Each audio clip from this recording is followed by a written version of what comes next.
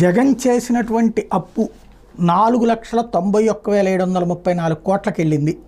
ఓవరాల్గా బహిరంగ మార్కెట్లో రుణం 3,66,564, కేంద్ర ప్రభుత్వం నుంచి 28,138, ఇతర సంస్థల నుంచి రుణాలు 19,858, చిన్న మొత్తాల పొదుపు ద్వారా 6,639, పిఎఫ్ మొత్తాలు 29,791, డిపాజిట్ల రిజర్వ్ నిధులు 40,741, మొత్తం రుణాలు 2024 మార్చి 31 నాటి 4,91,734.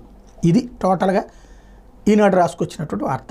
అదే సందర్భంలో కార్పొరేషన్ ద్వారా తీసుకున్న రుణాలు 2,48,677, పెండింగ్ చెల్లింపులు మొత్తం 2,06,687, విద్యుత్ సంస్థల నాన్ గ్యారెంటీ రుణాలు 1,12,000 కోట్లు.